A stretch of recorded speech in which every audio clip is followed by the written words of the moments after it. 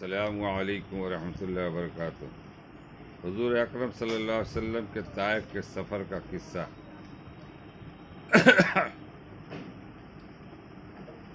جب راستہ میں ایک جگہ ان شریروں سے اطمینان ہوا تو حضور صلی اللہ علیہ وسلم نے یہ دعا مانگی: اے اللہ، تجھی سے شکایت کرتا ہوں میں اپنی کمزوری اور بے کسی کی اور لوگوں میں ذلت و رسوائی کی۔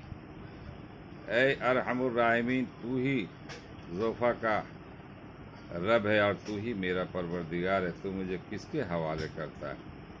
کس اجنبی بیگانہ کے جو مجھے دیکھ کر تو سے روح ہوتا ہے اور منہ پر چڑھاتا ہے، یا کہ کسی دشمن کے جس کو تو نے مجھ پر قابو دے دیا۔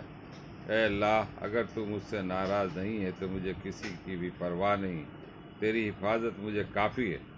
میں تیرے چہرے کے اس نور کے طفیل جس سے تمام اندھیریاں روشن ہوگی اور جس سے دنیا اور آخرت کے سارے کام درست ہو جاتے ہیں، اس بات سے پناہ مانگتا ہوں کہ مجھ پر تیرا غصہ ہو یا تو مجھ سے ناراض ہو۔ تیری ناراضگی کا اس وقت تک دور کرنا ضروری ہے جب تک تو راضی نہ ہو، نہ تیرے سوا کوئی طاقت ہے نہ قوت۔ مالک الملک کی شان قہاری کو اس پر جوش آنا ہی تھا کہ حضرت جبرائیل علیہ السلام نے آ کر سلام کیا اور عرض کیا کہ اللہ تعالیٰ نے آپ کی قوم کی وہ گفتگو جو آپ سے ہوئی سنی اور ان کے جوابات سنے، اور ایک فرشتہ کو جس کے متعلق پہاڑوں کی خدمت ہے آپ کے پاس بھیجا ہے کہ آپ جو چاہیں اس کو حکم دیں۔ اس کے بعد اس فرشتہ نے سلام کیا اور عرض کیا: جو ارشاد ہو میں اس کی تکمیل کروں گا۔ اگر ارشاد ہو تو دونوں جانب کے پہاڑوں کو ملا دو جس سے یہ سب درمیان میں کچل جائیں، یا اور جو سزا آپ تجویز فرمائیں۔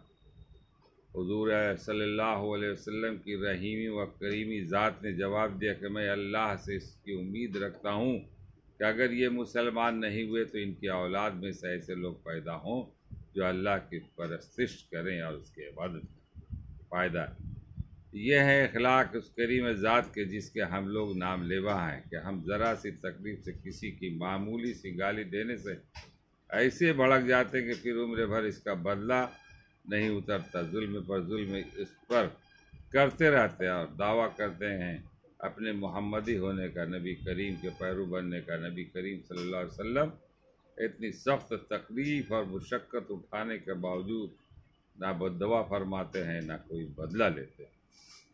اللہ تعالی ہم لوگوں کو پڑھنے اور سننے سے زیادہ عمل کرنے کی توفیق عطا فرمائے۔ اگر ہماری زندگی میں حضور صلی اللہ علیہ وسلم کی سنتیں اور ان کے طریقہ اگر آ جائے تو زندگی سمجھے خوشنما زندگی ہو جائے گی، اور یہی اصل مقصد ہے۔ دنیا میں جتنے بھی لوگ انسان آئے ہیں وہ ایک دوسرے کو فائدہ پہنچانے کے لیے، تکلیف دینے کے لیے۔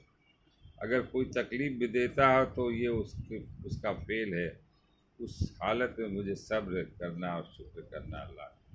میں رئیس اعظم حیدری، کولکتہ، انڈیا سے۔ آپ تمام لوگوں سے گزارش ہے کہ اس ویڈیو کو زیادہ سے زیادہ دور تک پھیلائیں، سبسکرائب کریں۔ آمین ثم آمین۔ السلام علیکم ورحمۃ اللہ وبرکاتہ۔